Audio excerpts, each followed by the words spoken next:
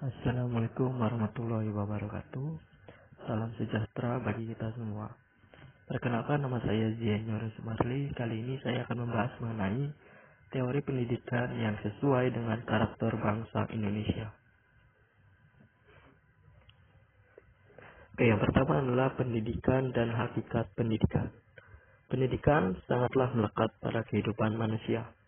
Tanpa adanya pendidikan, inovasi dan pengembangan ilmu pengetahuan mungkin tidak dapat terjadi. Di dalam pendidikan, terdapat ilmu pengetahuan yang tercipta dari hasil pola pikir manusia. Manusia akan beradaptasi dengan lingkungannya, lalu mencari tahu mengenai suatu hal ataupun dapat juga permasalahan yang muncul di tengah-tengah kehidupan manusia.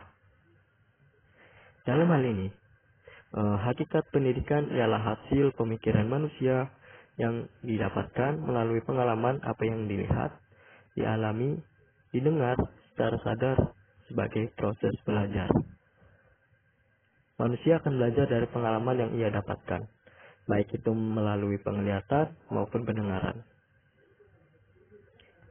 Dengan demikian, di dalam pendidikan itu diperlukan proses belajar dan terlebih sifat manusia itu unik. Artinya berbeda dari satu manusia ke manusia yang lain.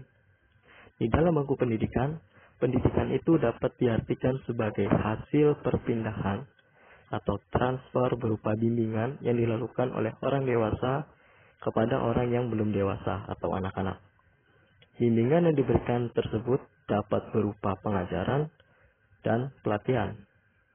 Dapat dipastikan setiap manusia memiliki proses belajar dan cara pandang yang berbeda-beda.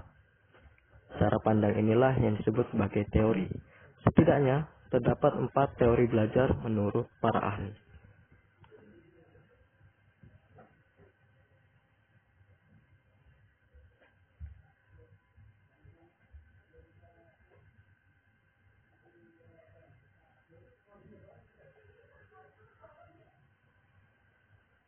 Oke, yang pertama adalah teori belajar behavioristik.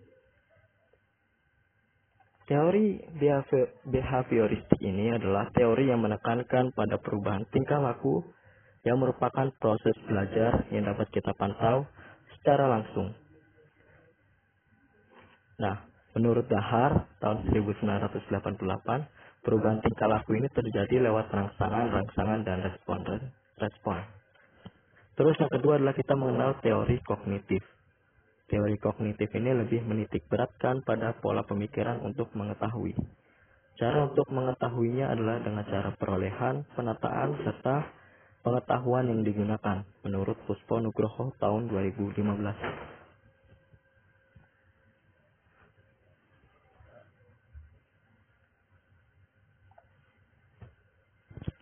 Lalu, yang ketiga adalah teori konstruktivisme.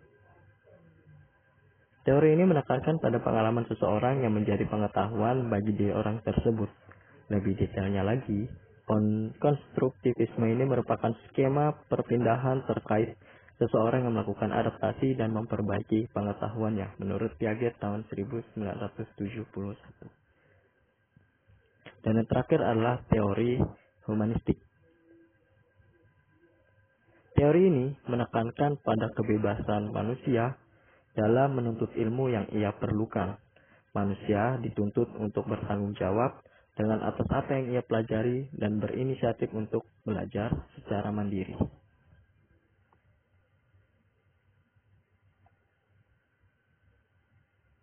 Nah, berikut adalah komponen dalam pendidikan.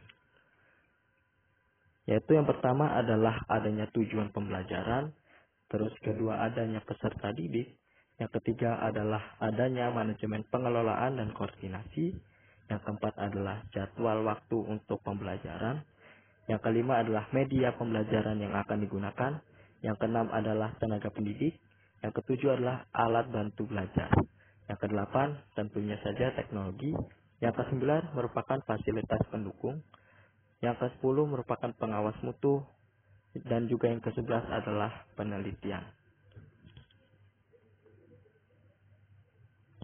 Karakter bangsa Indonesia. Untuk menerapkan teori belajar yang cocok untuk karakteristik bangsa Indonesia, kita harus mengetahui dulu karakter bangsa Indonesia. Karakter bangsa Indonesia ini tidak jauh-jauh dari Pancasila.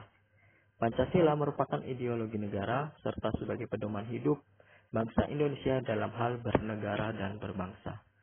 Untuk menciptakan karakter bangsa Indonesia yang telah berlandaskan Pancasila, maka diperlukan pendidikan karakter. Di dalam karakter inilah muncul budi pekerti dan akhlak mulia manusia. Karakter merupakan kebiasaan, akhlak atau watak seseorang yang muncul akibat dari berbagai kebaikan yang dipercaya dalam rangka bersikap, berpikir, melakukan sesuatu, serta cara pandang atau point of view. Dengan demikian, diharapkan pendidikan karakter itu dapat membuat akhlak dan budi pekerti manusia menjadi lebih baik lagi. Pendidikan karakter dapat dilaksanakan di dalam bangku pendidikan, yaitu dengan cara memasukkan sikap dan perbuatan yang baik, sebagai contoh ke dalam buku-buku sekolah.